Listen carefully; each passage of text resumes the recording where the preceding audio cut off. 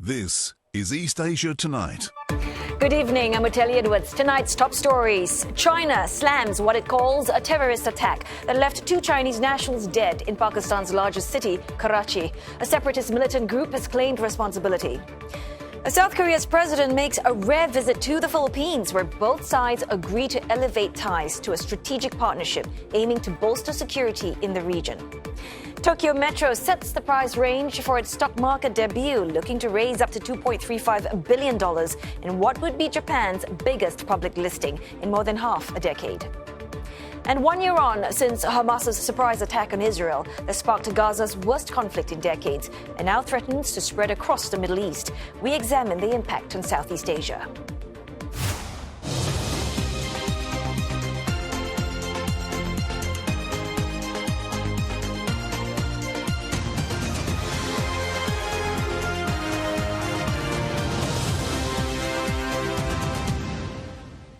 Ahead on East Asia Tonight, we explore the potentially transformative role of artificial intelligence in mental health care that could allow greater access to services and enable more accurate diagnosis.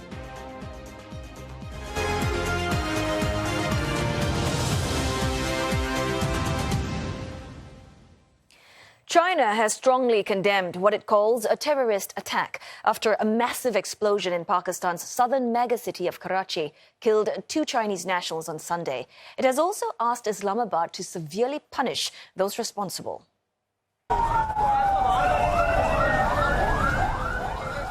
Well, this latest incident casts yet another shadow on economic cooperation between Beijing and Islamabad, ties which had already been strained by previous deadly attacks. Separatist group, the Balochistan Liberation Army, or the BLA, has claimed responsibility, saying it targeted a high-level convoy of Chinese engineers and investors in the area, using a tanker truck to deliver the explosive payload. Provincial authorities said the blast tore up the airport motorway and shook nearby buildings. The Chinese embassy earlier confirmed that a convoy from the Port Qasim power project came under attack. Apart from the 2 deaths, it said that the blast also injured a Chinese worker and several other Pakistani citizens. China, meantime, is working with local authorities. It urged for a thorough investigation, while stressing that the safety of its people, institutions and projects should be fully ensured. Pakistani Prime Minister Shahbaz Sharif, in response to the attack, reiterated his country's commitment to the safety of Chinese nationals. Sunday's blast follows a deadly day of coordinated attacks in August, also by the BLA, on police stations, railway lines and highways, killing more than 70 people in nearby Balochistan province. In March, suicide bombers targeted a convoy of Chinese engineers in northwest Pakistan near the border with Afghanistan, killing 6 people. Thousands of Chinese workers are in Pakistan, many of them involved in Beijing's transnational Belt and Road Initiative, and it includes the China-Pakistan Economic Corridor, an ambitious undertaking with tens of billions of dollars that seeks to boost regional connectivity through transport, energy and infrastructure projects. Well, for more on this, we are joined now by our correspondent, Hira Mustafa, in Islamabad. Hira, perhaps first up, you could help us understand why are the separatists in Balochistan specifically targeting Chinese nationals in Pakistan?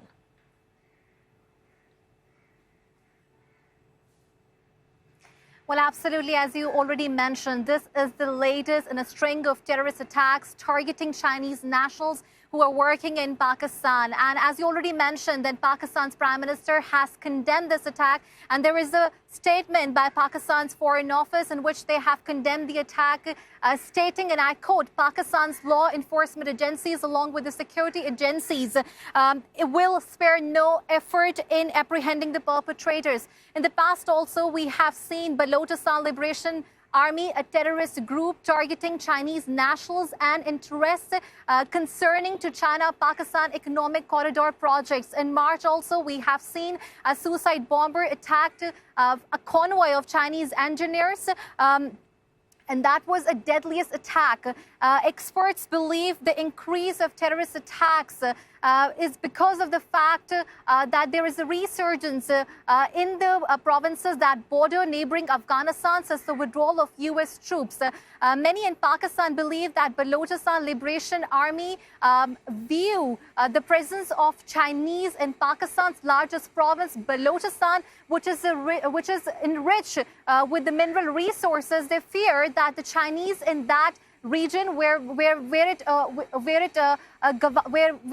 Gavada port is also located, views this as a threat that it will exploit Balochistan's mineral resources. However, Pakistan and China both are committed to spearhead the progress on China-Pakistan economic corridor projects. And as I already quoted the Foreign Office statement, that it will not deter both China and Pakistan in collaborating on the China-Pakistan economic corridor projects, despite the fact that there is a resurgence of terror attacks in Pakistan, especially in the provinces that neighbor Afghanistan, especially if we talk about the northwestern provinces, Balochistan and the province of Sindh. Right, here is what you've said. We have seen an increase in terrorist attacks. But the question is, does Pakistan have enough resources to counter and contain this threat with its cooperation with China?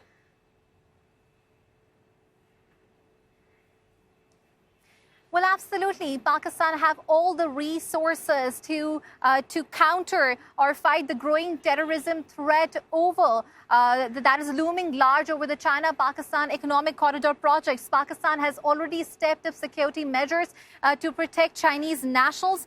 Moreover, just a couple of weeks ago, there was a higher-level official meeting between the Interior Minister and the Chinese ambassador, in which the Pakistani authorities have outlined the SOPs to protect the Chinese nationals that are working across the country in cooperation with the projects of China-Pakistan.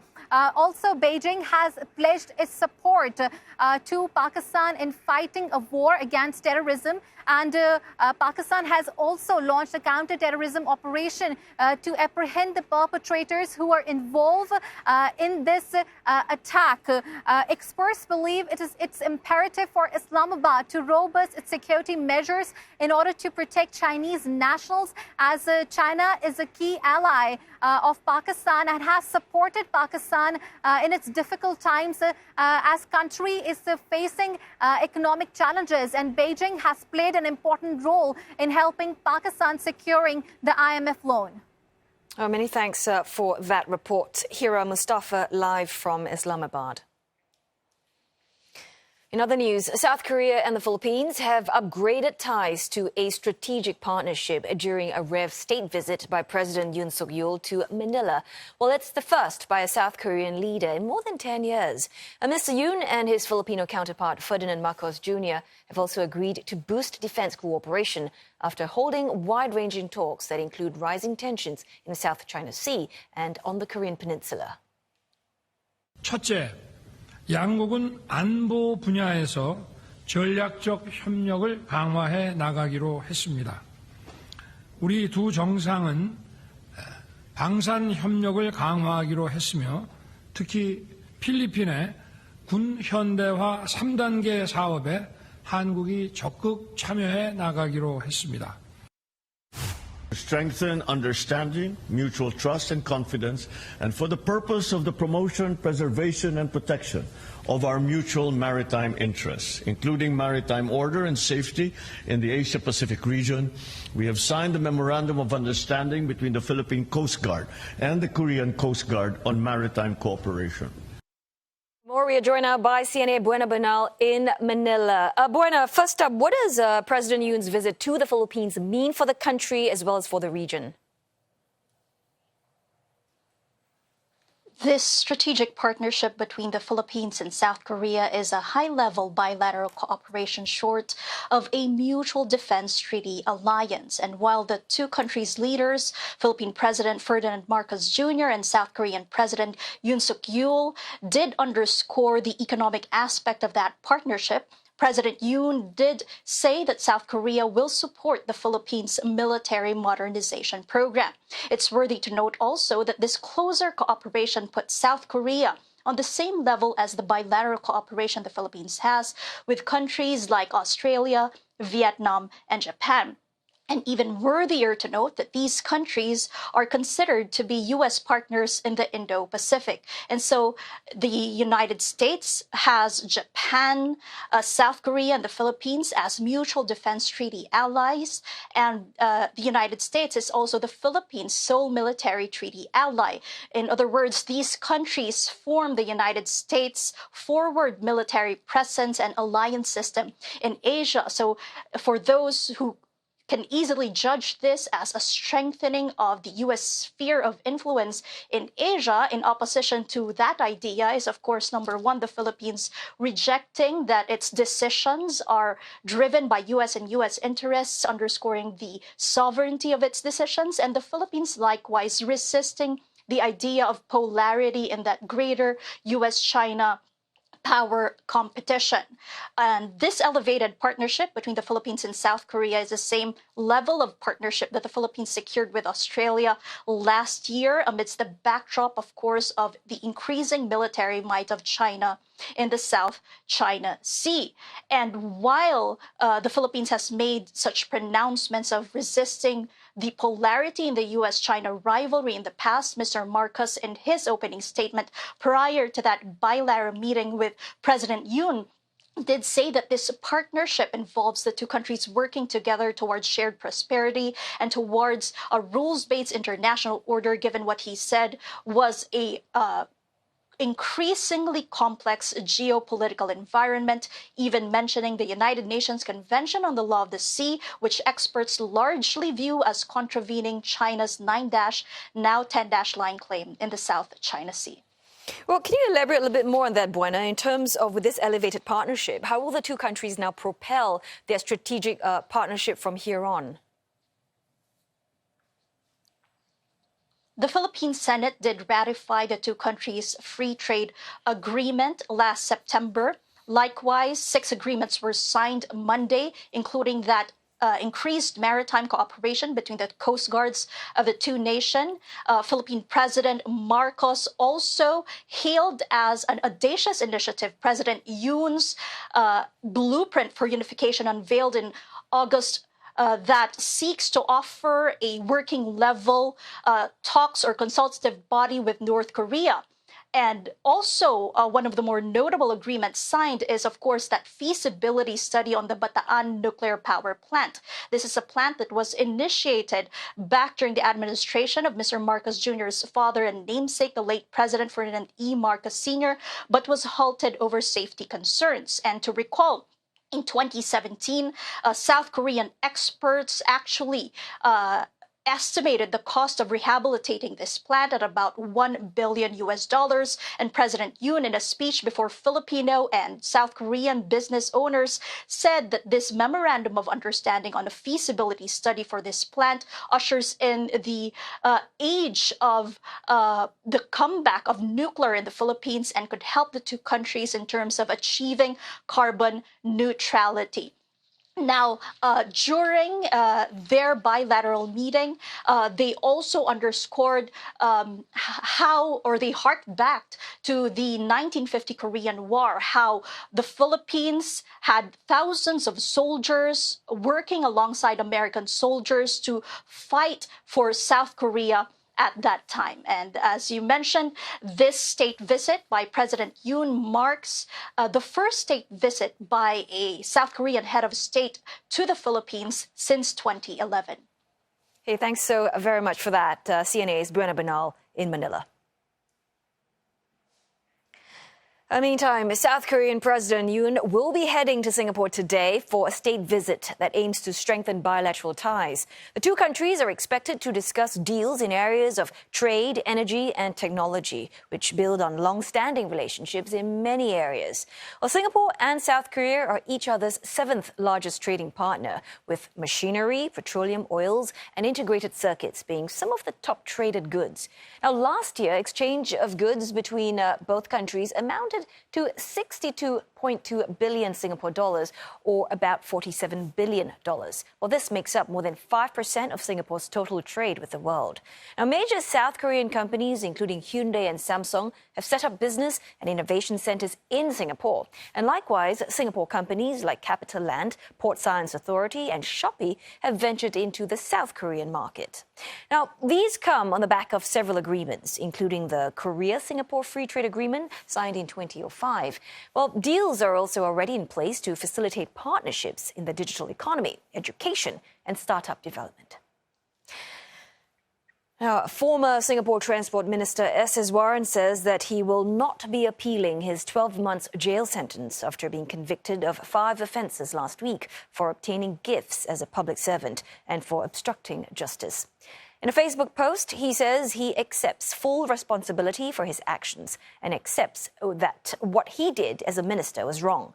He apologises to all Singaporeans.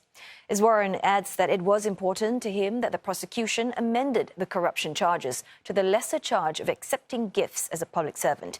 He hopes his family can put the episode behind them, move forward and rebuild their lives together. Iswaran has surrendered himself at the state courts to begin his jail term today. He was found guilty of 5 charges last week. 4 for accepting valuable items from people he had dealings with in an official capacity, and 1 for obstructing justice. The time now for a short break, but coming up next on East Asia Tonight, Hong Kong markets managing to extend the rally going into Golden Week. Investors now looking to see if mainland indices can sustain the charge. And South Korean authorities set to open a probe into TikTok on allegations it violated the country's personal data protection regulations.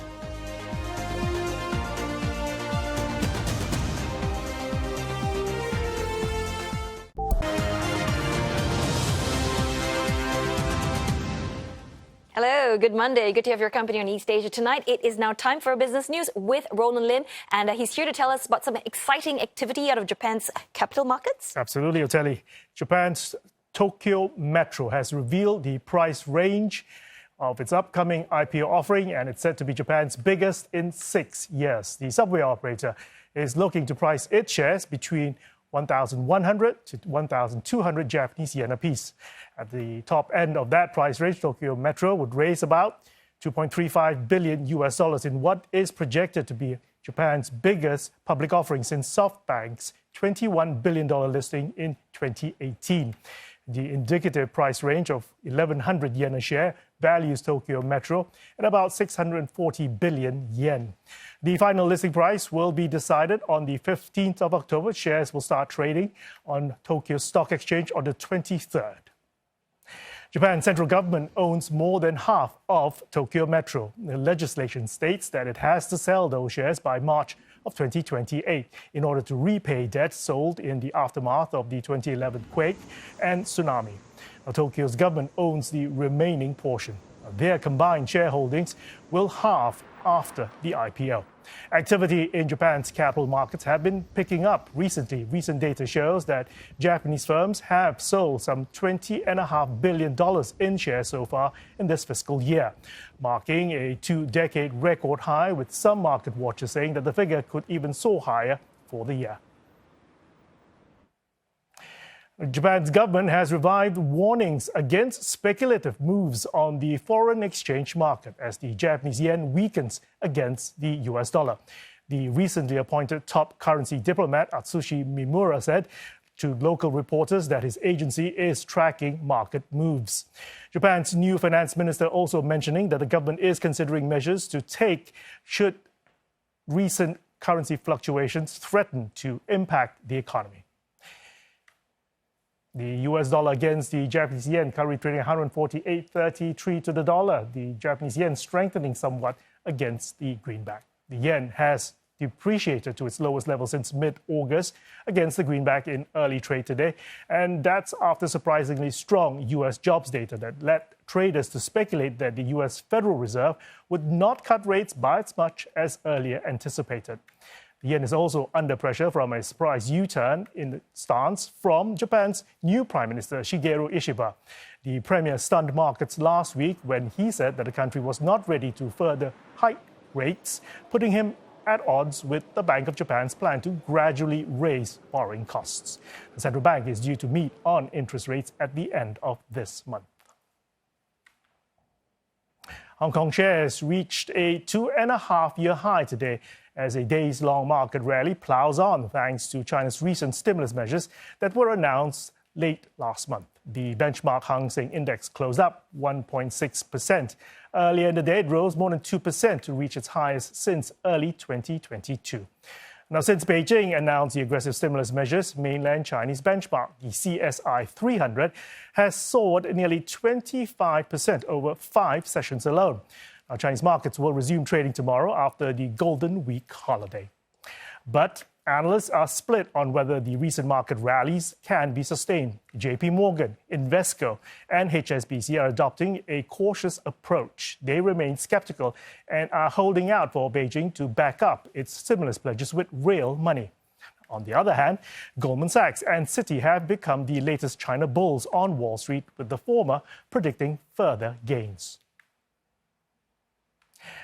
Daryl Liu from Sing Alliance explains what to expect when mainland Chinese markets reopen for trading tomorrow. If you look at how the Hong Kong market has been behaving, we do expect a bit of a pop in the Chinese A-share market when it reopens.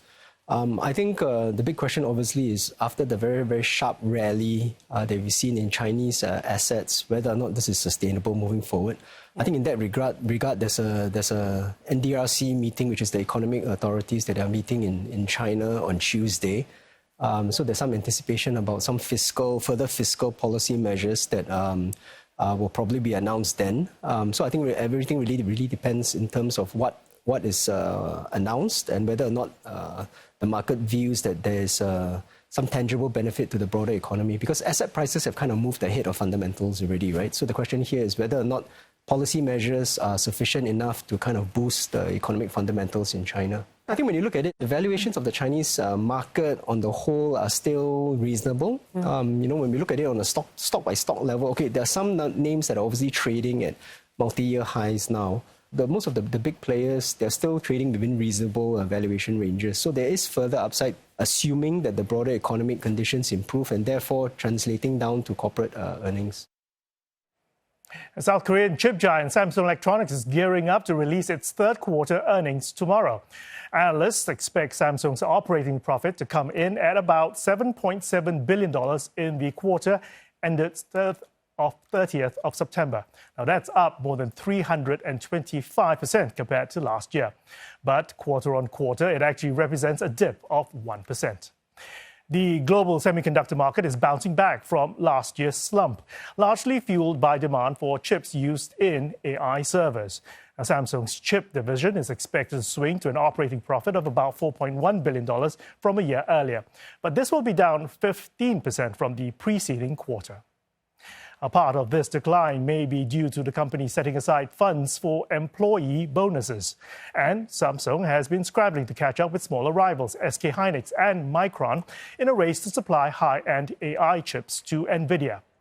Analysts say the tech giant's late response to higher margin AI chips market and its high exposure to China and traditional mobile chips have made it more vulnerable to geopolitical risk and lackluster demand.